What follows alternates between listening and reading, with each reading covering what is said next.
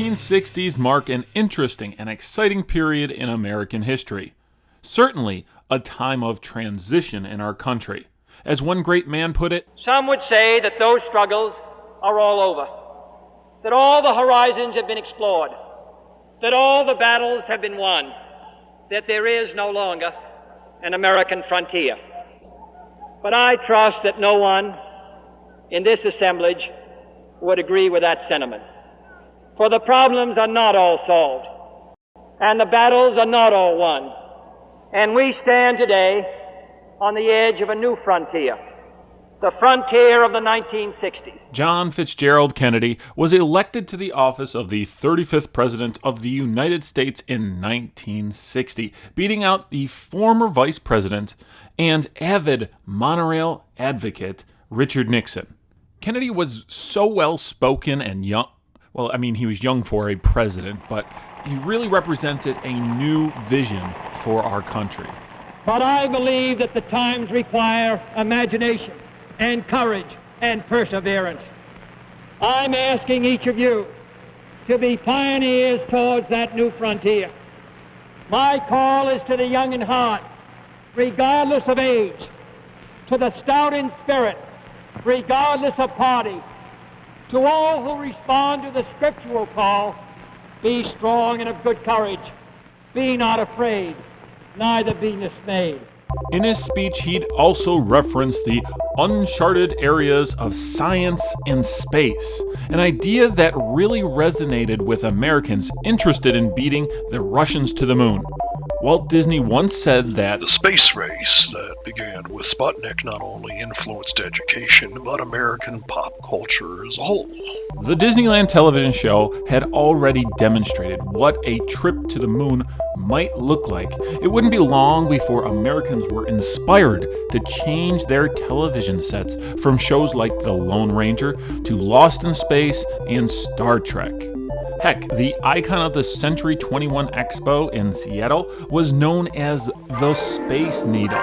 Everybody's planning to see Seattle's spectacular $100 million World's Fair. So pack up your troubles and forget your cares. Pack up your family and head for the fair in Seattle. Many Americans were far less interested in space travel, however, and much more interested in solving some of the social issues that still seem so prevalent in our country during the 1960s. As Kennedy put it, 100 years of delay have passed since President Lincoln freed the slaves, yet their heirs, their grandsons, are not fully free. They are not yet freed from the bonds of injustice. They are not yet freed from social and economic oppression. And this nation, for all its hopes and all its boasts, will not be fully free until all its citizens are free. In 1963, Kennedy unveiled what some people at the time saw as a radical piece of civil rights legislation, extending the right to vote and eliminating legal discrimination in public accommodations like hotels and restaurants.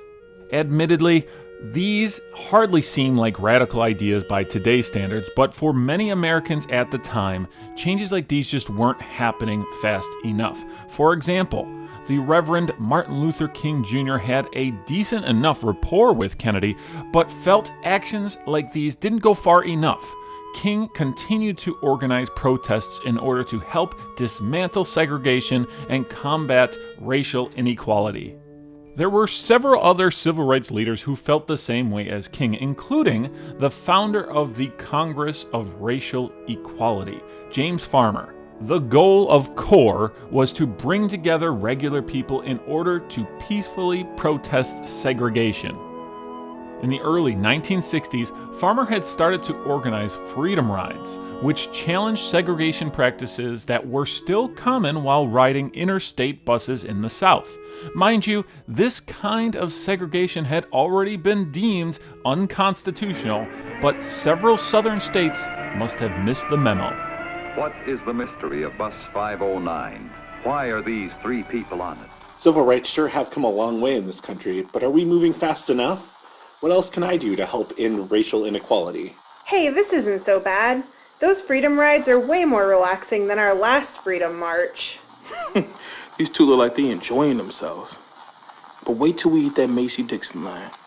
That's where the real protest happens. It's such a comfort to take the bus and leave the driving to us in a Greyhound bus.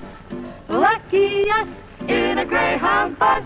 At first glance, the 1964 World's Fair in Flushing Meadows, New York, seemed somewhat inspired by the words of John F. Kennedy. A major feature of the fair was a 2-acre section located adjacent to the Hall of Science called Space Park. Some of the objects on display included a Project Mercury spacecraft that had orbited the Earth and a model of the Apollo craft that would one day carry Buzz Aldrin and Neil Armstrong to the moon. The theme of the New York World's Fair was peace through understanding, an idea that on the surface seemed like it really addressed some of those things that we talked about earlier: ignorance, prejudice, things that our country was still dealing with. Still, civil rights leaders weren't convinced, likely due to the actions of this man. Mr. Barnaby! Nope, not him. Still not right. That's him. Robert Moses was one of the most notorious power brokers of the 20th century. At one point, he held a dozen different titles throughout the state of New York, most of which pertaining to the metropolitan area. He was appointed as Long Island's Park Commissioner back in 1924 and then New York's Secretary of State 3 years later. During that time, he'd oversee projects that would greatly improve New York's infrastructure and help create a plethora of new jobs. In the 1930s, Moses snatched up 3 miles of undeveloped land located in Queens known as Flushing Meadows. This would be the venue used for the 1939 World's Fair. Did you know that Walt Disney did participate in the 1939 fair in some small way? There was a special Donald Duck Day celebrated on August 14, 1939. It was not uncommon for these kinds of fairs to hold special days to help boost attendance. There would be a Superman Day in 1940 and a Lucille Ball Day at the 1964 World's Fair. In addition, Disney collaborated with Nabisco to create a special animated short that would be shown at the fair. Oh, Mickey, Nabisco, Lorna Doone, social teas and Oreos. Yeah, my mother used to buy them all the time. And here's my favorite. Oh, Mickey, Big Newton. Yeah. Oh, gosh. The 1939 World's Fair remains one of the most beautiful international expos, ever, and helped to cement Robert Moses as a master builder. Unfortunately, Moses had several shady or just flat-out immoral practices that the leaders at the time elected to ignore. Many of these improvements would decimate communities and displace people of color. He'd tear down low-income homes to help anchor his bridges. Roads and highways would be constructed through black neighborhoods. One project in the South Bronx would even displace somewhere around 1,500 families.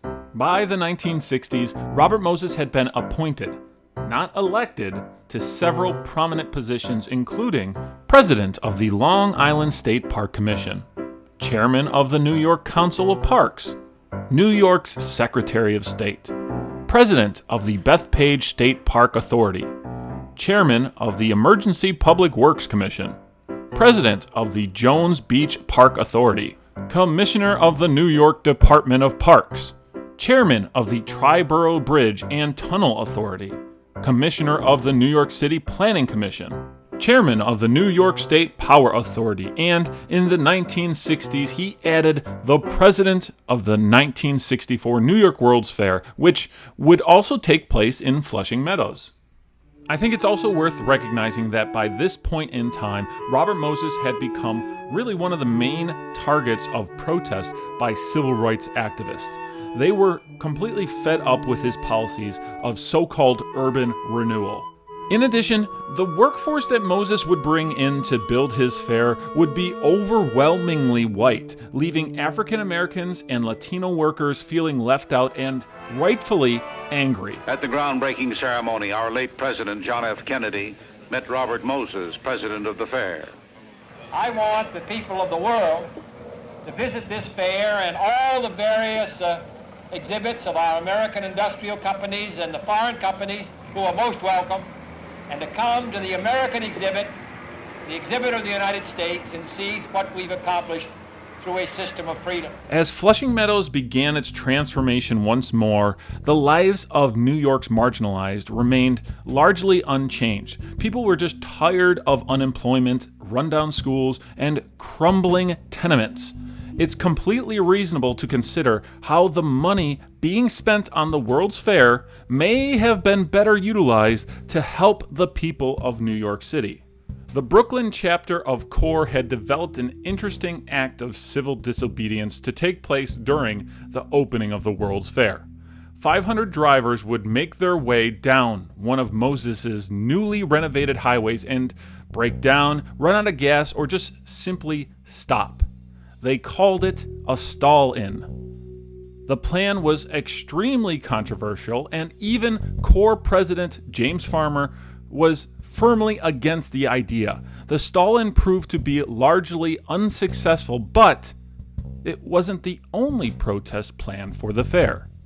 The New York World's Fair took place roughly 5 months after the assassination of John F. Kennedy. He was succeeded by his vice president, Lyndon B. Johnson. President Johnson was scheduled to speak to the World's Fair attendees on opening day, April 22, 1964. This fair represents the most promising of our hopes. It gathers together from 80 countries the achievements of industry, the health of nations, the creations of man. And so I take my leave of what Ogden Nash has called the promised land of Mr. Moses.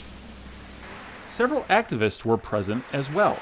During Johnson's speech, they would hold up signs and shout out, "Jim Crow must go! Freedom now!"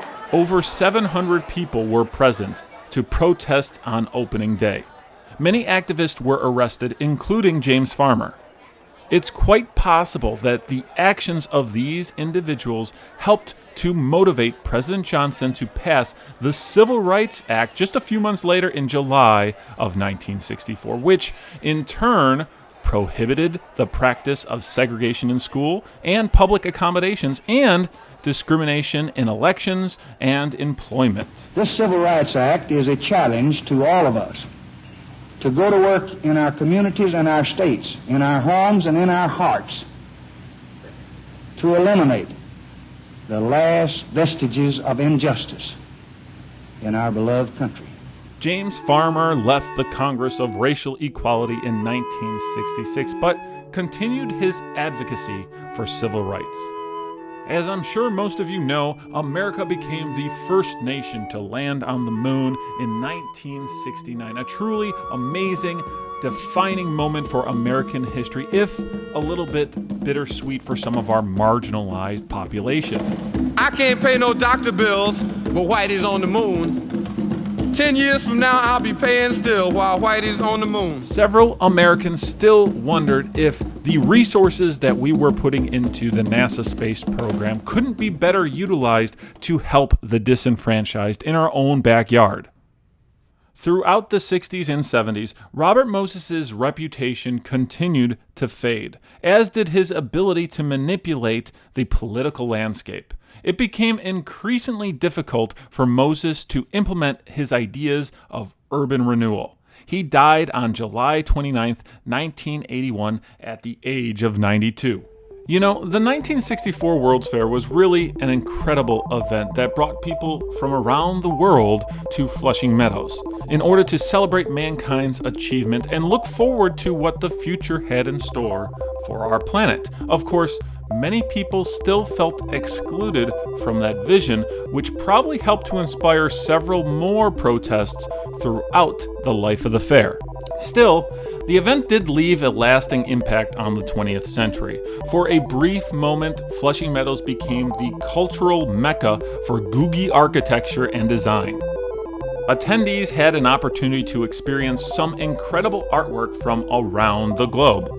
Even today, you can still appreciate some of Walt Disney's timeless contributions to the 64 World's Fair, including great moments with Mr. Lincoln, the Carousel of Progress, and a little boat ride meant to remind us all, regardless of where we were born or the color of our skin, that we all share the same planet.